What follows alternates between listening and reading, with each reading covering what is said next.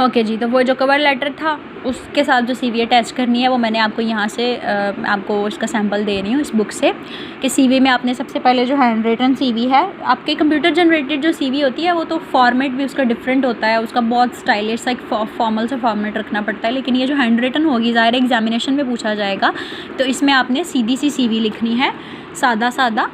तो सबसे पहले आपने अपनी यानी पर्सनल इन्फॉर्मेशन के बारे में कि जी आपका नाम जो है वो आपका जो भी है, उसके बाद आपका फादर नेम, उसके बाद आपका जो एड्रेस है, ठीक है, स्ट्रीट एड्रेस और जिस कंट्री में या जिस सिटी में आपका एड्रेस है, उसके बाद आपका फ़ोन नंबर और आपका ईमेल एड्रेस। फ़ोन नंबर के बाद आपने जी यहाँ पे ईमेल एड्रेस भी लिखना है नीचे अपना, ठीक है। उसके बाद आपकी डेट ऑफ बर्थ क्या थी वो लिखनी है, जेंडर क्या है, मेल या फीमेल, मैरिटल स्टेटस अनमैरिड हो, एंगेज्ड हो, डाइवोर्स्ड हो या मैरिड हो, जो भी। उसके बाद आपकी नेशनैलिटी क्या है, पाकिस्तानी, CNIC नंबर आपका। उसके बाद आपने ये आपकी सारा CNIC नंबर जो है यहाँ तक आपकी पर्सनल इन्फॉर्मेशन हो गई, ठीक है। उसके बाद आपने सेकंड वाला ये लाइन छोड़नी है यहाँ पे, ठीक है, यानी आपको उसको पढ़ने वाले को पता चले कि आपकी ये पर्सनल इन्फॉर्मेशन का स्लॉट था। उसके बाद एक या दो लाइन्स छोड़ के आपने एजुकेशनल बैकग्राउंड का लिखना है, जिक्र करना है, ठीक है। एजुकेशनल बैकग्राउंड लिखोगे आप, खाली एजुकेशन नहीं लिखोगे। वो आपने कहाँ से शुरू करना है, बिल्कुल रीसेंट जो आपकी डिग्री कंप्लीट हुई है, ठीक है। आपने शुरू मैट्रिकुलेशन से शुरू नहीं करना होता, आपने जो रीसेंट आपकी डिग्री ख़त्म हुई है आपने उसके बारे में लिखना है। अगर आप एजुकेशन को एक टेबल बना के लिख लो तो भी कोई मसला नहीं है, अगर आप इस तरह से लिखना चाहो तो भी कोई प्रॉब्लम नहीं है, ठीक है। अगर यानी बिलफर्ज अगर आप एजुकेशनल बैकग्राउंड को टेबल में लिखते हो तो आप यहाँ पर लिखते हो डिग्री, ईयर और उसकी परसेंटेज कितनी थी और किस इदारे से आपने किया, ठीक है। तो कौन सी डिग्री आपने की थी, बिलफर्ज M.Com, सबसे पहले M.Com लिख दिया, उसके बाद आपके B.Com लिख दिया, उसके बाद आपने FSC लिख दी, उसके बाद आपने इंटरमीडिएट लिख दिया। उसके बाद आपका जिस तरह से ये टेबल में बताया गया है कि किस साल में आपका M.Com हुआ था, किस साल में आपका B.Com हुआ था, किस साल में आपकी जो है इंटरमीडिएट हुआ था और किस साल में मैट्रिकुलेशन हुई थी और किस किस इदारे से हुई थी। ये आपका एक ब्लॉक लेटर में ब्लॉक एक टाइप में उन्होंने लिख दिया फॉर्मेट में, ठीक है, यानी आपके टेबल के फॉर्मेट में। अगर आप सीधा सीधा भी लिखना चाहो तो नो प्रॉब्लम एट ऑल। और फिर कितने परसेंटेज के साथ आपने किया था, ये यहाँ पे फर्स्ट डिवीज़न ही लिखा हुआ है, यहाँ आपके या फर्स्ट डिवीज़न लिख दो, या आपकी मैट्रिकुलेशन में कितनी परसेंटेज बन रही थी वो आप लिख सकते हो इसके सामने, नीचे नहीं इसके सामने लिखना है, ठीक है। FSC में या इंटरमीडिएट में कितनी परसेंटेज बनी थी वो आप इसके सामने लिखो, B.Com में क्या डिवीज़न थी और M.Com में क्या डिवीज़न थी। उसके बाद फिर आपने एक या दो लाइन छोड़ के आपने अपना प्रोफेशनल एक्सपीरियंस लिखना है। प्रोफेशनल एक्सपीरियंस, क्या एक्सपीरियंस है आपके पास, तो इस जॉब को करने से पहले आपने कौन कौन सी और मज़ीद जॉब्स की हुई हैं इससे पहले, तो ये यहाँ पे इसने बिलफर्ज लिखा हुआ है। आई हैव बीन, आपने जहाँ जहाँ पे जॉब की होगी या कहीं पे भी आपने तो ज़ाहिर है फ़र्ज़ी सा लिखना है एग्ज़ाम में, तो आप कुछ भी ऐड कर सकते हो कि आपने कहाँ कहाँ एक्सपीरियंस किया हुआ है। तो यहाँ पे उसने लिखा है I have been working with Askari commercial bank limited Lahore as an accountant for the last 2 years। I am doing the job of ledger maintenance of business clients. तो मैं जो है वो तकरीबन 2 साल से अस्करी कमर्शियल बैंक लिमिटेड में काम कर रहा हूँ और मैं 2 साल से तकरीबन ये काम कर रहा हूँ और मेरी क्या जॉब है, मैं जो बिज़नेस क्लाइंट्स हैं उनके लेजर मेंटेन करने वाला काम करता हूँ, उनके लेजर जो हैं वो बनाता हूँ और मेंटेन करता हूँ।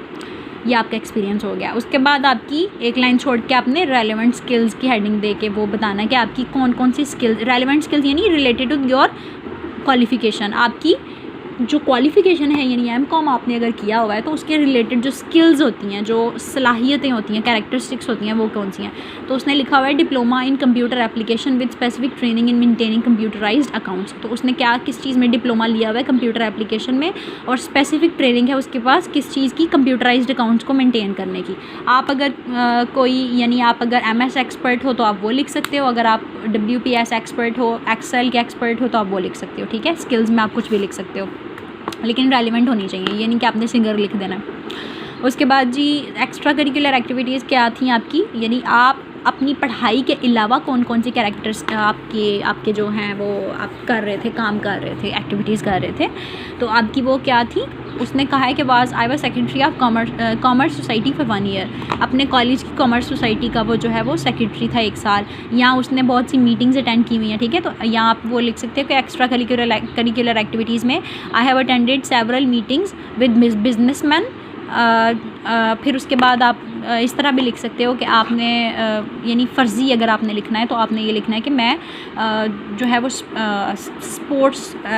स्पोर्ट्समैन भी रहा हूँ, क्रिकेट टूर्नामेंट में भी मैंने हिस्सा लिया है और my team was on the winning side, ठीक है। इस तरह से आप लोगों ने एक्स्ट्रा करिकुलर एक्टिविटीज़ का जिक्र करना।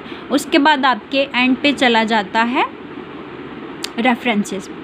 तो रेफरेंसेस जो है वो आपने साथ तो नहीं लगाने होते, ज़्यादातर बेहतर यही होता है कि अगर आपसे रेफरेंस मांगे भी जाएँ आपकी सारी सलाहियतों के और जॉब्स के हवाले से, तो आप सिर्फ यहाँ पे ये लिख दो। ज़ाहिर है पेपर में एग्जामिनेशन पॉइंट ऑफ व्यू से तो यही इंपॉर्टेंट है, थ्योरेटिकल आपका काम है कि can be provided if asked for, या आप ये लिख सकते हो can be provided if you need, या can be provided if you want. जब आप कहोगे तो आपको रेफरेंसेस भी प्रोवाइड कर दिए जाएंगे।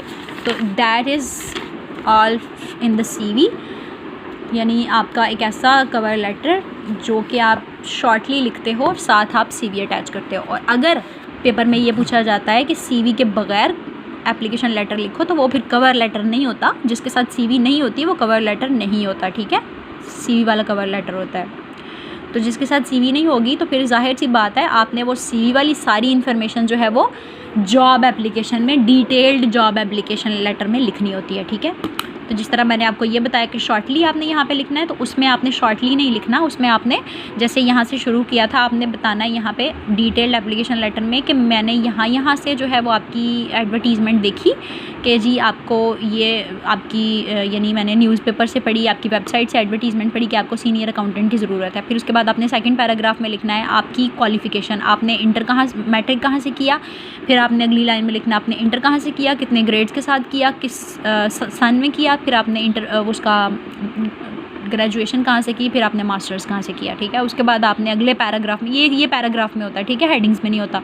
एप्लीकेशन लेटर जो डिटेल्ड एप्लीकेशन लेटर है वो फिर हेडिंग में, अगली हेडिंग आपकी होगी आपका एक्सपीरियंस कहाँ कहाँ पे है। उसके बाद अगली हेडिंग आपकी होगी एक्स्ट्रा करिकुलर एक्टिविटीज़ कौन कौन सी आपकी, वही सारी की सारी एक्स्ट्रा करिकुलर एक्टिविटीज़ जो मैंने आपको अभी रिज्यूमे में बताई हैं कि जो आपने CV में लिखनी है, वही आपने पैराग्राफ में लिख देनी है कि I have been an active member of the commerce society of college, या I have been an active member of the cricket tournament, या I have attended several meetings with businessman on commercial grounds, ठीक है। इस तरह से आपने अपनी extra curricular activities बता दी। उसके बाद आपने अपनी स्किल्स की पैराग्राफ लिखना है कि मेरी कौन कौन सी स्किल्स हैं, कि I am an expert of computerised accounts. उसके बाद आपने लिखना है कि I am an expert of MS word और I have a diploma in Excel. इस तरह से आप लिख सकते हो। उसके बाद आपने एंड पे अपनी एक्सपीरियंस बताना है कि आपने कौन कहाँ पे एक्सपीरियंस किया हुआ है, कहाँ पे जॉब की है इससे पहले। उसके बाद आपने एंड पे लिखना है कि मैं एक अच्छा और पॉजिटिव रिस्पांस आपकी तरफ से होप कर रहा हूँ, उम्मीद कर रहा हूँ कि मुझे आप जल्द बुलाएंगे, ठीक है। यानी इस तरह से आपने अपनी लैंग्वेज रखनी है कि लोग ज़्यादा से ज़्यादा एम्प्लॉयर जो है वो अट्रैक्ट हो सके, रिक्रूटर जो है वो आपको रिक्रूट कर सके। और एंड पे आपने एक लाइन छोड़ के सिंसियरली लिखना है, ये ट्रूली योर्स लिखना है, ठीक है, यानी आपका मुखलिसाना तौर पे। और फिर आपने नीचे एक लाइन यानी सिंसियरली के नीचे अपने सिग्नेचर और उसके नीचे अपना नाम, या उसके सिंसियरली के नीचे अपना नाम लिख के उसके सामने अपने सिग्नेचर कर देने हैं, ठीक है। फॉर्मेट आपका यही होगा। इज़ देयर एनी क्वेश्चन तो you can contact me. Thank you so much.